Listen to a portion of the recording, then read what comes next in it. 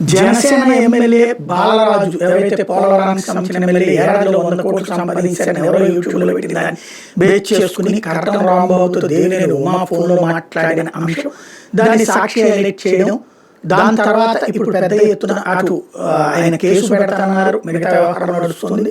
అయితే ఇక్కడ అసలు పాయింట్ ఏంటి అంటే ఇప్పుడు జన సైనికులు దేవినేని ఉమాని టార్గెట్ చేస్తున్నారు. ఏమని కావాలని చేశాడు అన్నట్టు, వాళ్ళ వదిలిని చంపి వాళ్ళ అన్న చనిపోయాక వదిలిని చంపేసి పదవిని లాక్కున్నాడు లాంటి వాటితో సోషల్ మీడియాలో ట్రోల్ చేస్తున్నారు. ఇక్కడ దేవినేని ఉమా వేరు, తెలుగుదేశం వేరు కాదు. తెలుగుదేశం నాయకుడు దేవినేని ఉమా. ఇక్కడ ఆ అసలు లాజిక్ తెలియాలి. నెంబర్ 2, దేవినేని ఉమా వాళ్ళ వదిలిని చంపాడనేటటువంటిది తప్పుడు ప్రచారం. వాళ్ళ వదిన సూసైడ్ చేసుకుందన్నది అందరి ఎదురుకుండానే జరిగింది. దేవినేని రమణతో ఓ రకంగా వాళ్ళిద్దరు ప్రాణలాగా పెరిగారు. అమ్మాయి అద్భుతమైనటువంటి కష్టపడే తత్వం ఉన్నటువంటి అమ్మాయి. అతన్ని రౌడీజం నుంచి యువతలకు తీసుకొచ్చింది రమణని. ఒకప్పుడు దేవినేని నెహ్రూ అనుచరుడిగా దండాలు చేసే రమణని మనుషులకి దగ్గర చేసింది, వ్యక్తులకి ప్రేమను పంచేలా చేసింది. అట్లాంటి వ్యక్తి అందరికీ దగ్గర అయ్యాక ప్రాణాలు కోల్పోయాడు. ఆ రోజున అందరి ఎదురుగుండా అదే ఆవేదన వ్యక్తం చేసింది ఆవిడ.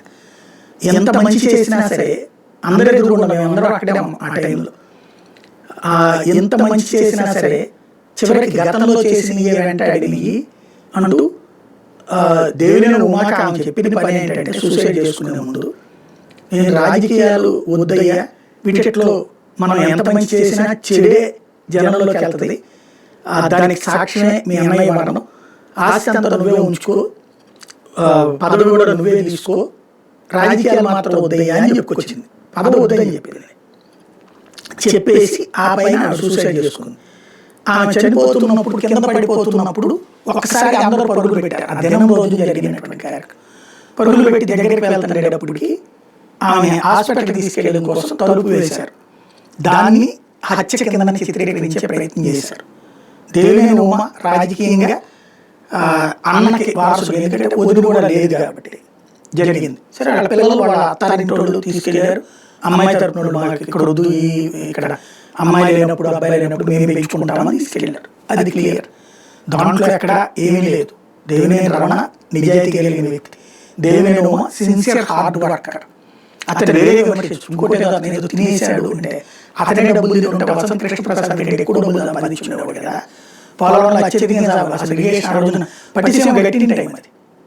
నిజంగా అతను తిని ఉంటే